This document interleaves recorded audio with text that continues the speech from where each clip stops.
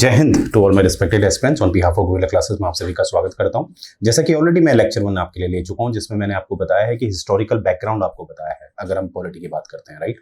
तो आज जो हम देखेंगे, जो नेक्स्ट चैप्टर है वो है मेकिंग ऑफ द कॉन्स्टिट्यूशन। अब हम इसमें देखेंगे कि किस तरह से संविधान को बनाया गया, क्या उसकी संरचना थी और किस तरह का उसमें क्या जब उसमें चुनाव होते हैं तो आईएनसी को जो सीट मिलती है, कहीं ना कहीं उस सीट की वजह से कहीं ना कहीं हमें दिखता है कि जो मुस्लिम लीग है वो नाराज हो जाते हैं, इस तरह से, राइट। तो आइए शुरू करते हैं। तो हम देखने वाले हैं मेकिंग ऑफ द कॉन्स्टिट्यूशन, ठीक है। हमारा संविधान कैसे बना है, इतना खूबसूरत संविधान कैसे बना है, ठीक है।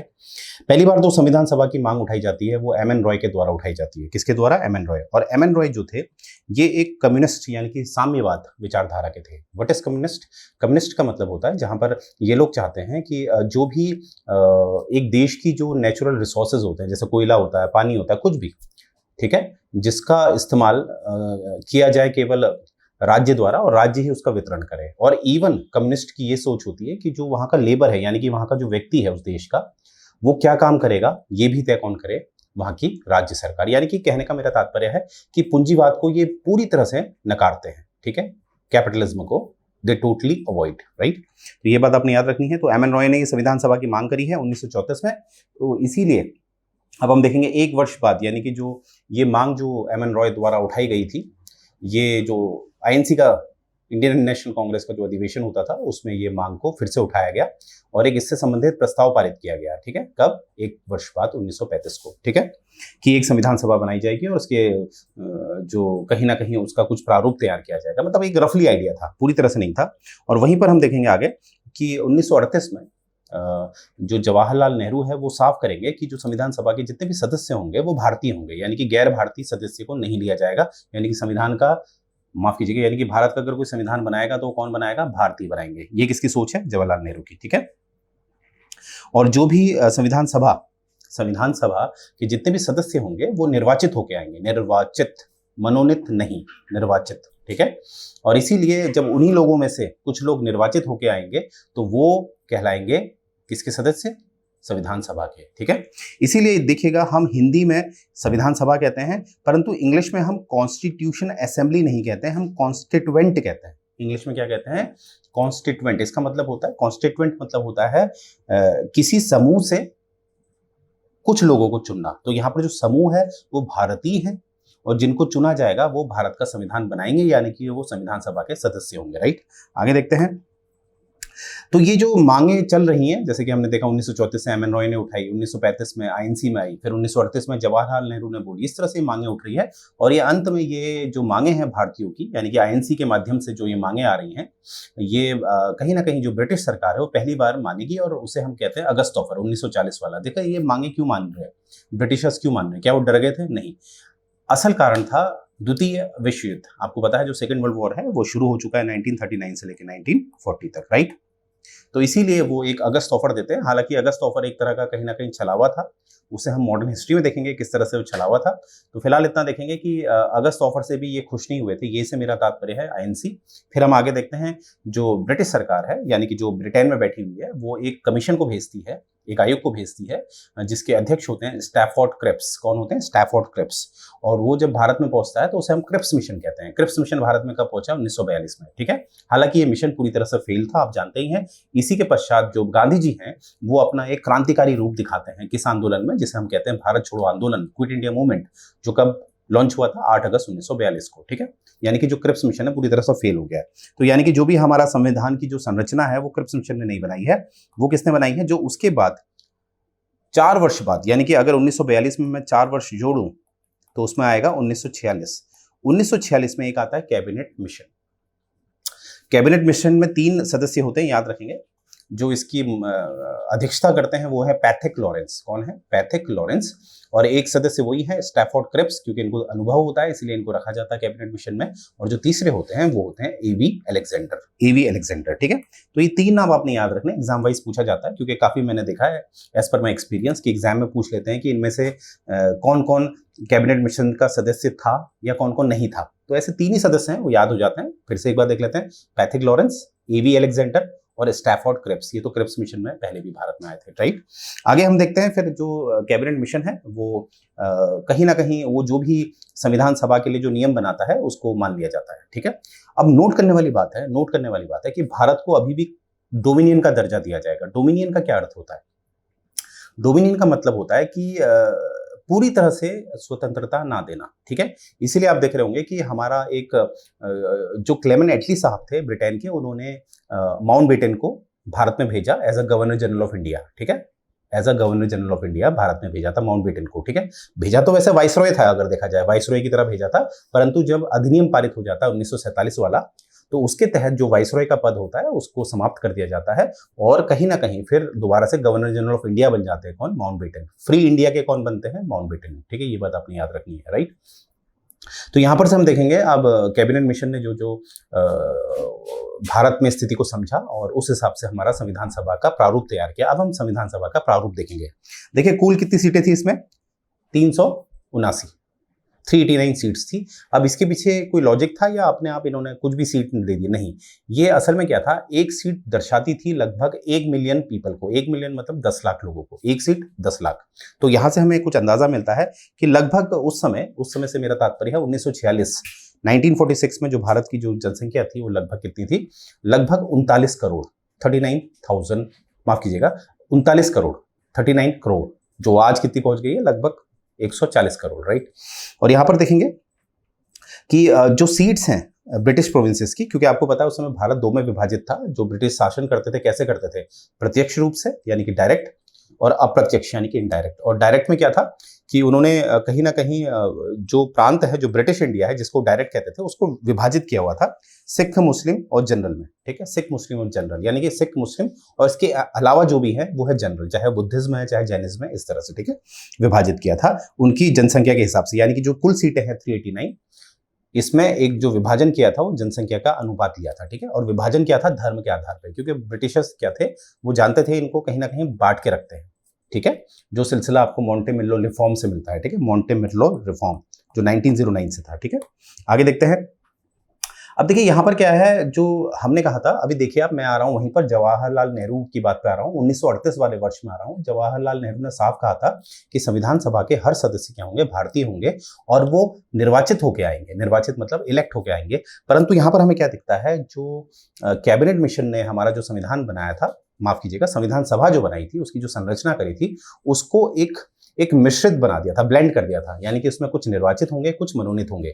यानी कि जो राजा रजवाड़े थे, जो प्रिंसली स्टेट थे, उनके लिए तो मनोनीत कर दिया, नॉमिनेटेड कर दिया। और जो ब्रिटिश इंडिया था, जहां पर वो गवर्नर के माध्यम से शासन करते थे प्रत्यक्ष रूप से, वहां पर इलेक्टेड कर दिया। तो आपसे कोई पूछेगा कि संविधान सभा कैसी थी, क्या उसके सारे सदस्य मनोनीत थे या निर्वाचित थे? आप कहोगे दोनों थे, ठीक है, मिक्सचर था वो, मिक्सचर, ठीक है। प्रिंसली स्टेट के लिए मनोनीत, और जो ब्रिटिश इंडिया था जहां पर वो गवर्नर के माध्यम से शासन करते थे, जो 11 प्रांत थे, वहां पर क्या था? निर्वाचित, ठीक है।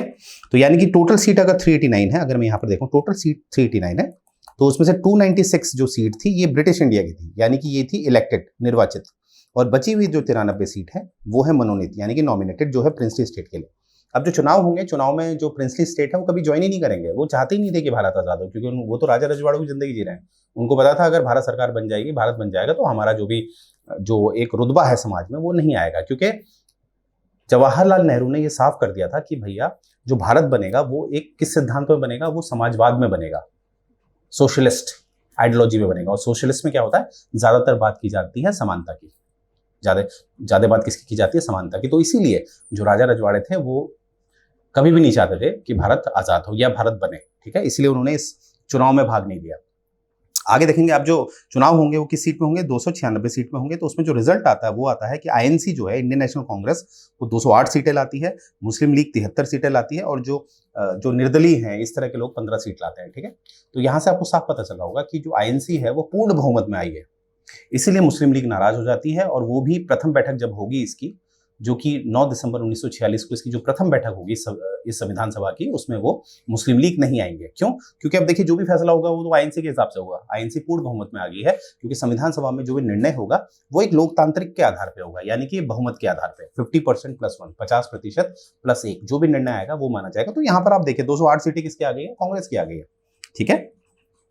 आगे देखते हैं, ये मैंने आपको बता दिया जो प्रिंसली स्टेट है वो इसमें भाग नहीं लेते हैं। अब जो 93 सीट्स है उसमें कोई भी चुनाव नहीं होंगे, इसीलिए चुनाव केवल होते हैं 296 सीट पे। आगे देखते हैं कि जो मुस्लिम लीग है वो कहीं ना कहीं बॉयकॉट कर देता है। अब वो कहता है हम नहीं आएंगे पहली मीटिंग में, क्योंकि उनको दिख रहा है कुछ फायदा तो है नहीं, 73 सीटें आए हैं, अब क्या हो सकता है। अगर हम निर्दलीय जो 15 सीट हैं उसको भी हम अपने पास ले ले, फिर भी जो आईएनसी उसके बराबरी तो नहीं कर सकते, इसलिए उन्होंने प्रथम बैठक जो हुई थी 9 दिसंबर 1946 को उसमें भाग नहीं लिया। तो यहां पर आपका प्रश्न बनता है कि प्रथम बैठक कब हुई थी, तो आप कहेंगे 9 दिसंबर 1946 को। इसमें कितने सदस्य प्रस्तुत थे, आप होंगे 211 सदस्य प्रस्तुत थे। देखिए कांग्रेस कितनी सीट लाई है, 208, और प्रस्तुत कितने हो गए 211, यानी कि कम से कम हम कह सकते हैं जो 3 सदस्य हैं वो कहीं ना कहीं हो सकता है जो निर्दलीय है उनमें से आ गए हो, ठीक है, यानी कि कांग्रेस के तो पूरे सदस्य आए हैं, ये तय है।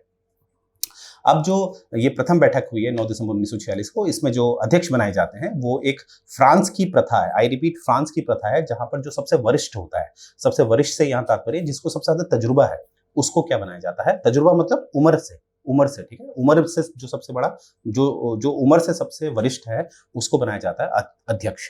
तो वो बनते हैं सच्चिदानंद सिन्हा, काफी एज हो गई है इनकी, तो लगभग 90 के आसपास की इनकी उम्र थी उस समय, तो इनको बनाया जाता है अध्यक्ष, ठीक है। 2 ही दिन के लिए इन्हें अध्यक्ष बनाया जाता है, क्योंकि फिर चुनाव कराए जाते हैं। इस चुनाव में अध्यक्ष के चुनाव के लिए केवल जो संविधान सभा के सदस्य थे वो वोटिंग करते हैं, और पूर्ण बहुमत से डॉक्टर राजेंद्र प्रसाद 2 दिन बाद यानी कि 11 दिसंबर 1946 को क्या बन जाते हैं, एक निर्वाचित अध्यक्ष। तो यहां से भी आपके 2 क्वेश्चन तैयार हो गए। कभी आपसे पूछा जाएगा कि संविधान सभा के पहले अध्यक्ष कौन से थे, सिर्फ ये पूछा जाएगा तो आप टिक करेंगे सच्चिदानंद सिन्हा को।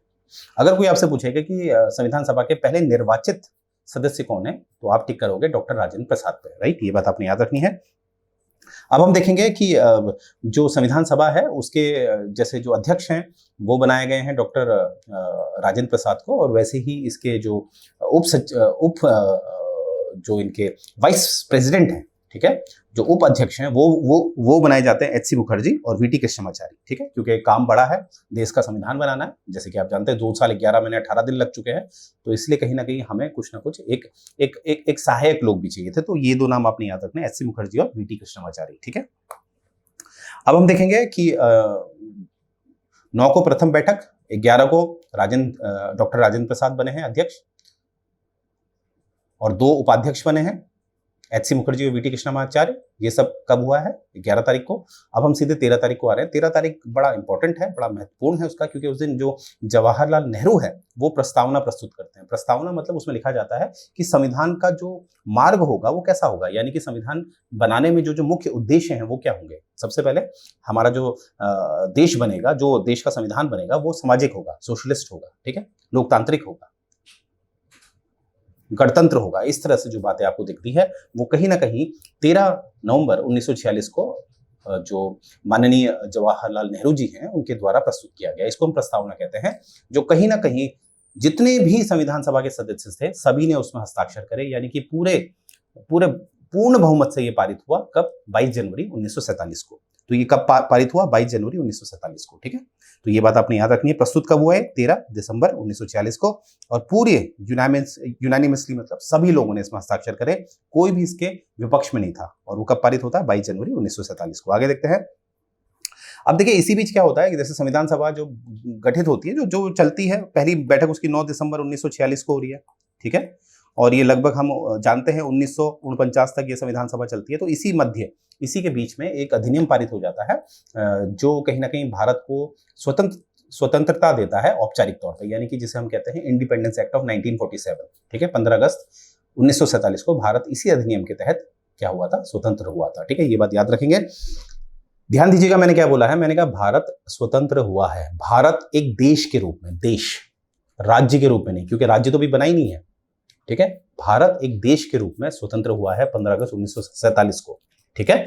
यानी कि भारत को संप्रभुता नहीं मिली, और संप्रभुता हमेशा किसको मिलती है, राज्य को, क्योंकि राज्य वो बनेगा कब, 26 जनवरी 1950 को। वो भी हम देखेंगे, डोंट वरी, कि क्या फर्क होता है देश और राज्य में। परंतु अभी फिलहाल इतना याद रखना कि 15 अगस्त 1947 को एक देश आजाद हुआ है, एक देश आजाद हुआ है, परंतु संप्रभुता हमें नहीं मिली है, सोवरेनिटी हमें नहीं मिली है, ठीक है। आगे बढ़ते हैं।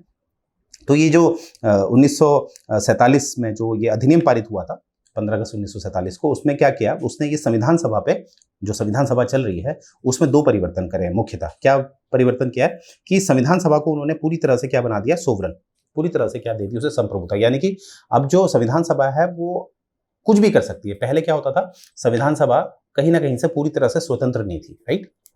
परंतु अब क्या है, संविधान सभा पूरी तरह से स्वतंत्र है। दूसरा, ये जो संविधान सभा है ये अब किसकी भूमिका निभाएगी, एक विधायिका निकाय यानी कि विधायिका संस्थान की भूमिका भी निभाएगी। अर्थात मेरा कहने का तात्पर्य है कि अब ये संसद की भूमिका भी निभाएगी, ठीक है, इस अधिनियम से।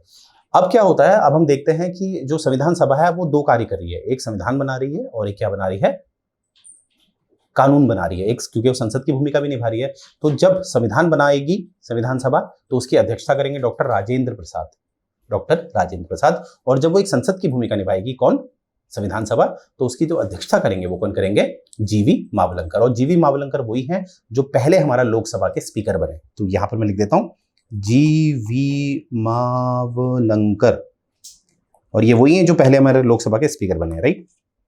आगे देखेंगे कि जो मुस्लिम लीग है उन्होंने क्या करा कि संविधान सभा को छोड़ ही दिया था पूरी तरह से, तो अब जो स्ट्रेंथ हो गई है संविधान सभा की 299 हो गई है, ठीक है। आगे देखते हैं जो संविधान सभा ने जो अन्य कार्य करे, एक कार्य तो संविधान बना रही है जिसमें उसने 2 साल 11 महीने 18 दिन लगाए हैं, और इसके अलावा आप देख रहे हैं कानून बना रही है, परंतु इसके अलावा भी इसने काम किए हैं। वो है कि जो कॉमनवेल्थ में हमारी सदस्यता है उसको बरकरार रखा, ठीक है। कॉमनवेल्थ मतलब जो भी ब्रिटेन की कॉलोनी थी उन सभी देशों को ब्रिटेन ने क्या किया था, अपनी कॉलोनी में रखा था, और वो लोग एक गेम बनाते थे, गेम्स करते थे, जैसे आज भी आप जानते हैं कॉमनवेल्थ गेम है।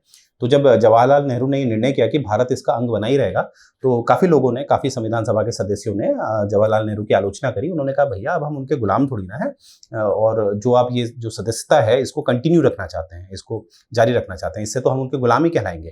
तो इसी में जवाहरलाल नेहरू कहते हैं कि देखिए आज हमारा देश एक संप्रभुता है, मतलब कहीं ना कहीं आगे चल के जब हमारा संविधान लागू हो जाएगा तो हम संप्रभुता की तरफ आ जाएंगे, और अगर हमने ये निर्णय लिया है कि हम कॉमनवेल्थ का हिस्सा बनना चाहते हैं तो निर्णय हम ही लेंगे कि हमने यहाँ से कब निकलना है, तो निश्चिंत रहिए हमारी संप्रभुता पे कभी भी आंच नहीं आएगी, ठीक है। आगे देखेंगे, इसने जो हमारा जो नेशनल फ्लैग है उसको अडॉप्ट किया, यानी कि ये निर्धारित किया कि कौन सा हमारा राष्ट्रीय ध्वज होगा, ठीक है। और राष्ट्रीय ध्वज जो आज का हमें दिखता है, नीचे ग्रीन कलर, बीच में व्हाइट कलर, ऊपर केसरी रंग, ठीक है, बीच में 24 स्पोक, इस तरह का जो आपको हमारा जो राष्ट्रीय ध्वज दिखता है, उसको कहीं ना कहीं उसकी जो संरचना दी है वो पिंगाली वेंकैया ने दी है। पिंगाली वेंकैया, मैं लिख देता हूं पिंगाली वेंकैया, पिन डाली और गाली दे दी, किसी को पिन करी आपने, उसने गाली दे दी, याद करने का तरीका, ठीक है। पिंगाली वेंकैया ने ही ये इस तरह का जो आपको आजकल का झंडा दिखता है वो दिया, तो उसी झंडे को हमने कहीं ना कहीं हमारे भारत में शामिल किया। क्या 22 जुलाई 1947, क्योंकि 15 अगस्त 1947 को हमें आजादी मिलने वाली थी, तो हमने क्या झंडा फहराना था, ठीक है। और कहीं ना कहीं जो राष्ट्रगान है हमारा वो हमने कहीं ना कहीं फाइनलाइज किया, एक सेकंड, राष्ट्रगान हमने कब फाइनलाइज किया, 24 जनवरी 1950, और राष्ट्रगीत भी हमने इसी समय फाइनलाइज किया। देखिए एक बात हमेशा याद रखिएगा, संविधान जो बनके तैयार हो गया था वो हो गया था 26 नवंबर 1949 को, परंतु इसे लागू हमने 2 महीने बाद यानी कि 26 जनवरी 1950 को लागू किया था। क्यों?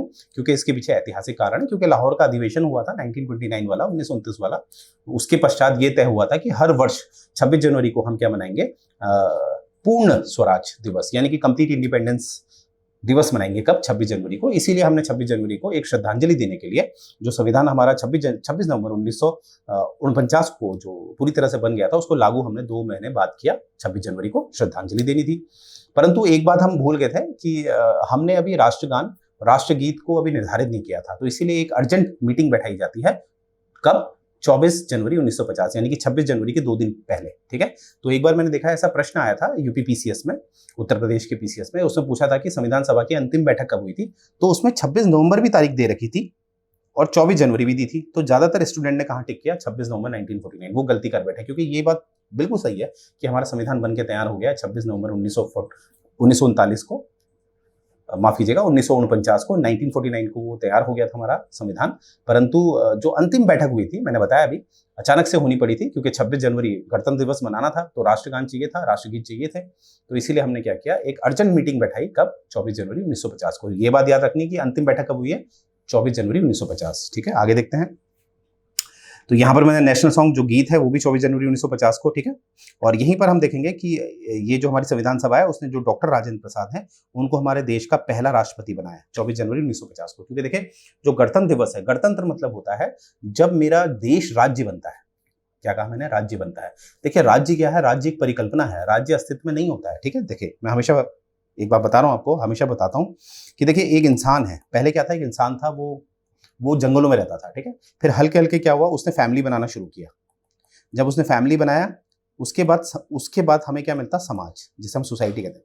अब जब समाज बना तो समाज में दो चीजें बाहर आई, एक शक्ति और एक अधिकार। क्योंकि समाज में एक राजा होता था और एक प्रजा होती थी। जब समाज बड़ा हुआ, ठीक है, तो राजा के पास शक्ति होती थी और लोगों के पास क्या होता? अधिकार होता था। अब सभ्य समाज वही होगा जब शक्ति और अधिकारों का क्या होगा? संतुलन। अगर शक्ति ज्यादा हो जाए, अधिकार कम हो जाए तो वो भी गलत हो जाएगा, अधिकार ज्यादा हो जाए और शक्ति कम हो जाए तो वो भी गलत हो जाएगा। इसीलिए अब ये संतुलन कौन करेगा? तो संतुलन करने के लिए क्या किया गया? एक राज्य की परिकल्पना की गई, राज्य की परिकल्पना। अब राज्य जो परिकल्पना है उसका मतलब था उसकी जिम्मेदारी है कि वो अधिकारों और शक्तियों का संतुलन करेगा। परंतु करेगा कैसे? वो नियमों से करेगा। तो इसीलिए फिर एक संविधान बना, यानी कि राज्य कैसे चलता है? संविधान से। और संविधान आप जानते हो लिखित होता है। एक तरह की भारत की बात करूं, वो किताब है ना। तो यानी कि वो इंसान तो नहीं है, क्योंकि इंसान की थोड़ी सी कमी है कि उसमें एक व्यक्तिगत लालच होता है, परंतु किताब में नहीं होगा ना।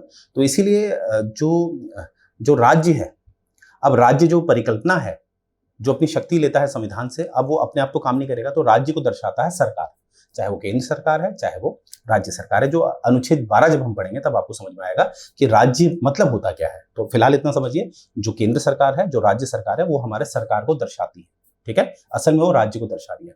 तो सरकार का जो मुखिया होता है, जो अस्तित्व में है, सरकार का मुखिया होता है प्रधानमंत्री। और जो राज्य है, जो परिकल्पना है, उसका मुखिया होता है कौन? राष्ट्रपति। अब राज्य यानी कि आपका गणतंत्र मतलब होता है कि आप राज्य घोषित कर रहे हैं और आपका राज्य का जो मुखिया होगा वो निर्वाचित है, उसे हम गणतंत्र कहते हैं। तो गणतंत्र घोषित किया जा रहा था तो हमें राष्ट्रपति चाहिए थे, ठीक है। तो इसीलिए 24 जनवरी 1950 को संविधान सभा क्या बनाती है? हमारे पहले राष्ट्रपति, जिनका नाम है डॉक्टर राजेंद्र प्रसाद, ठीक है। इसीलिए वर्तमान में हमें क्या दिखता है? 15 अगस्त को जो झंडा फहराया जाता है वो प्रधानमंत्री के द्वारा फहराया जाता है, और जो 26 जनवरी है उस दिन जो झंडा फहराते हैं वो हमारे राष्ट्रपति फहराते हैं, क्योंकि राज्य के मुखिया कौन है? राष्ट्रपति, राइट। आगे देखते हैं।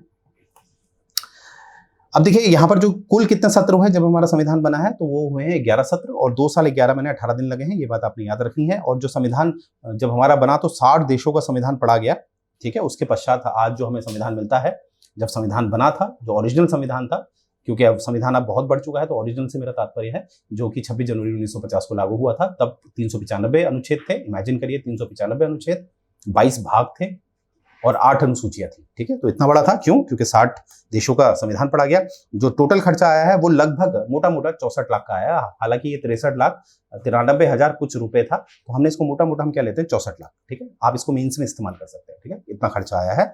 और कहीं ना कहीं जो 24 जनवरी 1950 को हमारा एक फाइनल सेशन, यानी कि एक अंतिम सत्र हुआ था, जैसा कि मैंने बताया था, अर्जेंट था, क्योंकि राष्ट्रगान घोषित करना था, राष्ट्रपति घोषित करने थे, क्योंकि हमने अपने आप को गणतंत्र घोषित करना था, ठीक है। अब यहाँ पर देखिए कुछ समिति के बारे में बताया गया है। तो जैसे कुछ समितियां बनाई गई थी संविधान सभा में, तो उन समिति की अध्यक्षता किसने करी है? ऐसे आपके एग्जाम में क्वेश्चन आ जाते हैं। तो देखिए ये तो याद ही करना है, इसमें कुछ कॉन्सेप्चुअल होता नहीं है। बस इतना एक आइडिया दे देता हूँ, जहां भी यूनियन लगा होगा, जहां पर भी संघ लगा होगा, वहां पर ज्यादातर जवाहरलाल नेहरू का ही नाम है। और जहां पर प्रांतीय लगा हुआ है, प्रोविंशियल लगा है, वहां पर किसका नाम है? सरदार वल्लभ भाई पटेल। तो एक निमोनिक है, एक टिप है आपके लिए, ठीक है। बाकी ये तो याद ही करना है, इसमें हमारी इतनी भूमिका नहीं होती है, राइट। ये आप देख पा रहे होंगे। ड्राफ्टिंग कमेटी तो आप जानते हैं बी.आर. अम्बेडकर है, और इसके सारे के सारे सदस्य आपको याद होने चाहिए, खासकर ड्राफ्टिंग कमेटी के। जैसे कि आपको पता होना चाहिए डॉक्टर बी.आर. अम्बेडकर इसके अध्यक्ष थे। इसके नाम है अल्लादी कृष्ण स्वामी अय्यर, एन गोपाल स्वामी अयंगर, के मुंशी, सदतुल्ला खान, बी.एल. मित्तर। बी.एल. मित्तर की क्या होती है? तबीयत खराब हो जाती है, तो एन माधव राव उनको रिप्लेस करते हैं, बदलते हैं। और हमारे जो टी.टी. कृष्णमाचारी हैं, उनकी मृत्यु हो जाती है, तो उनके बदले कौन आते हैं? डीपी, माफ कीजिएगा, जो डीपी खेतान है उनकी मृत्यु हो जाती है, टीपी खेतान की मृत्यु हो जाती है, तो उनको कौन बदलते हैं? टी.टी. कृष्णमाचारी। तो ये डेटा आपको याद रखना है, ये याद करने वाला है, वो आपने याद कर लेना है, ठीक है। आगे देखते हैं। तो ये सब समितियां हैं, ये आपको लक्ष्मीकांत से अच्छा डेटा मिल जाएगा। सारा का सारा समितियां जो है वो लक्ष्मीकांत में बता रखी है। तो इसमें देखिए, इसमें कुछ रटाने वाला है, तो इसको उतना मैं समझता नहीं हूँ कि कुछ समझाने वाला है। अब ड्राफ्टिंग कमेटी के बारे में देखिए, सब ये डेटा मैंने बता दिया है, ये इतने सदस्य हैं इसके, ठीक है। अब ये ड्राफ्टिंग कमेटी और रूल्स ऑफ प्रोसीजर ये सारे बी आर अम्बेडकर, अध्यक्षता किसने करी है, ठीक है। अब याद रखना जो फर्स्ट ड्राफ्ट है, ड्राफ्ट जो पब्लिश हुआ था वो फरवरी 1948 में हुआ था। बहुत सारे एस्पिरेंट होते हैं, कंफ्यूज होते हैं कि सर ये ड्राफ्ट क्या होता है। देखिए संविधान सभा के जितने भी सदस्य थे वो निर्वाचित भी तो थे, 296 जो सीटें थी वो निर्वाचित थी। अब निर्वाचित में ये थोड़ा लिखा था कि सबके पास LLB होनी चाहिए, लॉ की डिग्री होनी चाहिए, क्योंकि ऐसा होता है जब आप किसी संविधान को बनाते हैं, संविधान भी एक कानून है, सबसे ऊपर तो वही है ना, उससे ऊपर तो कोई कानून ही नहीं है। अब कानून की अपनी भाषा होती है, मैंने क्या कहा, कानून की अपनी भाषा होती है, क्योंकि कानून में कभी भी पर्यायवाची नहीं होते। क्या कहा मैंने, कानून में कभी भी पर्यायवाची नहीं होते, there are no synonyms in the legal language. तो इसीलिए इसकी ड्राफ्टिंग करनी होती है। तो ड्राफ्टिंग एक कानूनी भाषा होती है, मतलब उसको बड़ा सोच समझ के ड्राफ्ट करना होता है। तो उसके लिए आपको एक स्किल चाहिए, ठीक है। तो इसीलिए बी आर अम्बेडकर जो है उतने उस समय कहा जाता था कि इतना नॉलेजेबल आदमी, इतना ज्ञानी आदमी लॉ के फील्ड में कोई था ही नहीं। और ये खुद भी महात्मा गांधी जी ने बी आर अम्बेडकर का जो है नाम दिया था। हालांकि हमें दिखता है, जैसे हम पूना पैक्ट देखें, पूना पैक्ट, पूना समझौता जिसे हम कहते हैं 1932 वाला, वहां पर आपको दिख रहा है बी आर अम्बेडकर थोड़े अलग सोच के हैं, गांधी जी अलग सोच के हैं। और आप वो देखो राउंड टेबल कॉन्फ्रेंस देखो, गोलमेज सभा, जो तीनों गोलमेज सभा में भाग लेते हैं बी आर अम्बेडकर, परंतु गांधी जी एक ही में लेते हैं। तो यहाँ से मैं कुछ उदाहरण मैंने दिखाया जिससे आपको पता चल रहा होगा जो विचारधारा है बी आर अम्बेडकर की अलग है और गांधी जी की अलग है सोच, राइट। परंतु फिर भी देखिए उस समय इंसान चाहे व्यक्तिगत तौर पर एक दूसरे को पसंद नहीं करता था, परंतु वो ज्ञान का हमेशा आदर करता था। इसीलिए गांधी जी ने साफ कहा था कि अगर कोई ड्राफ्टिंग कर सकता है तो वो बी आर अम्बेडकर है, ठीक है। तो इसे देखिए उस समय के लोग कितने ज्ञान के प्रति कितने वफादार होते थे, ठीक है। तो इसीलिए जो ड्राफ्टिंग करी थी वो बी आर अम्बेडकर की अध्यक्षता पे हुई थी। तो पहली कब हुई थी ड्राफ्टिंग, फरवरी 1928। सेकंड कब हुई थी, अक्टूबर 1948। और ठीक है, और देखिए संविधान को 3 बार पढ़ा गया, जैसे एक बार खत्म हुआ, फिर उसमें कुछ एरर निकल गए थे, उसको स्क्रूटनाइज किया, मतलब उसमें कटफट करी। तो इस तरह से उसमें 3 रीडिंग हुई थी। जो अंतिम रीडिंग हुई थी वो 14 नवंबर 1949 को हुई थी। और आप जानते ही हैं 26 नवंबर 1949 को संविधान बनकर तैयार हो गया है। और इसमें लगभग 284 लोगों ने इसमें हस्ताक्षर करे, 284 लोगों ने इसमें हस्ताक्षर करे, ये बात आपने याद रखनी है, ठीक है। अब देखिए जो संविधान है जब वो बना था 26 नवंबर 1949 को, तो उसमें थे 395 आर्टिकल और 8 अनुसूचियां, और ये 22 भाग थे इसमें, और एक उद्देशिका भी था, ठीक है। और याद रखना जो प्रियम्बल है, जिसे हिंदी में हम उद्देशिका कहते हैं, इसकी शुरुआत वही हो गई थी जिसे हम प्रस्तावना कहते हैं, जो 13 दिसंबर 1946 को जवाहरलाल नेहरू ने प्रस्तुत किया था। प्रस्तावना अपना जो वयस्क रूप लेता है वो क्या लेता है, उद्देशिका के रूप में, प्रियम्बल, ठीक है। और ये भी याद रखना पहले संविधान बना है फिर प्रियम्बल बना है, याद रखना पहले संविधान बना है फिर प्रियम्बल बना है, ये बात याद रखनी है हमने। और जो बी आर अम्बेडकर है उनको फादर ऑफ द कॉन्स्टिट्यूशन कहा जाता है, और इनको मॉडर्न मनु भी कहा जाता है। देखिए फादर ऑफ द कॉन्स्टिट्यूशन क्यों कहा जाता है, ऐसा तो महात्मा गांधी जी को कहना चाहिए था ना, महात्मा गांधी को क्यों नहीं कहा जाता फादर ऑफ कॉन्स्टिट्यूशन। इसलिए कहा जाता है क्योंकि देखिए फादर का काम क्या होता है, फादर जब बच्चा होता है, जब वो गलत काम कर रहा होता है तो उसको सुधारता है बच्चे को ना, मतलब बच्चे को गलत काम करने से बचाता है, यानी कि बच्चे की जो गलतियां हैं उनको दूर करता है। तो वही काम तो बी आर अम्बेडकर ने किया। जो भी त्रुटि थी, त्रुटि मतलब आप जानते हैं जो भी एरर्स थे उनको दूर किया बी आर अम्बेडकर ने, ठीक है। बी आर अम्बेडकर ने उन्हें दूर किया, इसीलिए उनको कहते हैं फादर ऑफ द कॉन्स्टिट्यूशन, ठीक है। और मॉडर्न मनु भी कहा जाता है क्योंकि मनुस्मृति थी, मनुस्मृति भी नियमों की बात करती थी, और वैसे ही जो संविधान है वो भी नियमों की बात करता है जिसके माध्यम से एक राज्य चलता है, ठीक है। और राज्य, मैंने बताया आपको, राज्य एक परिकल्पना है क्योंकि समाज को एक सभ्य समाज रखने के लिए हमें कुछ तो चाहिए था, तो राज्य बना, ठीक है। और राज्य किससे चलता है, संविधान से, राइट।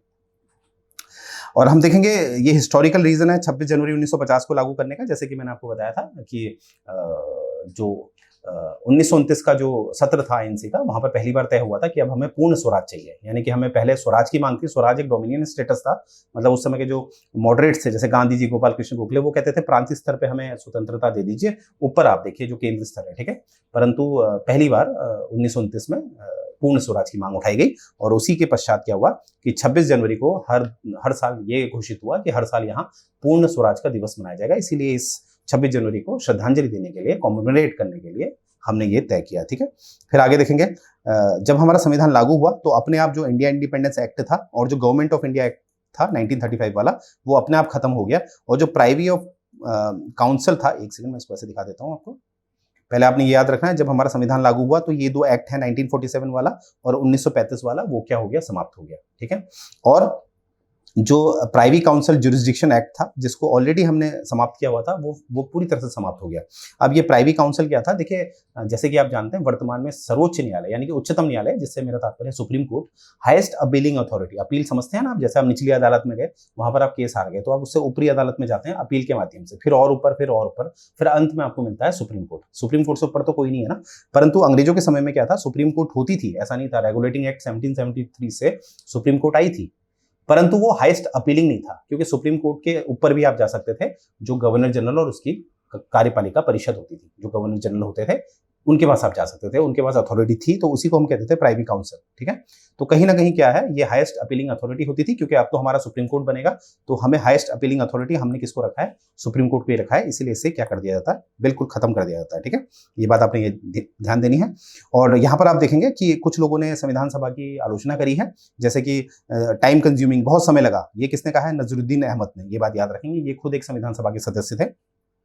और जो ग्रैनविले ऑस्टिन है, जो एक विचारक थे पश्चिम के, उन्होंने कहा था ये एक डोमिनेटेड बाय द कांग्रेस है, मतलब जो कांग्रेस कह रही थी वही है, मतलब ये संविधान सभा कुछ नहीं है, ये है कांग्रेसों की सभा। ठीक है, डोमिनेटेड बाय द हिंदूज, क्योंकि ज्यादातर आईएनसी में सब हिंदूज थे। ये बात किसने बोली, विस्काउंट साइमन ने। ठीक है, अब बॉडी ऑफ हिंदू बोला, विंस्टन चर्चिल ने बोला ओनली वन मेजर कम्युनिटी जो है हिंदू। तो मतलब इस तरह से इसकी आलोचना हुई है, वो डायरेक्ट आप देख सकते हैं, आपके संविधान में भी दी गई है, मतलब जो आप बुक लेते हैं लक्ष्मीकांत, उसमें भी दी गई है, और यहाँ से भी आप डेटा उठा सकते हैं। राइट, आगे देखेंगे एलिफेंट, जो हाथी है, उसको एक हमने अपना चिन्ह लिया, क्योंकि हाथी का साइज बड़ा होता है, तो इसीलिए, क्योंकि संविधान हमारा काफी बड़ा बना। ठीक है, तो इसलिए इसको हाथी का, इसको वो इसकी जो सील है उसको हाथी के रूप में अपनाया गया।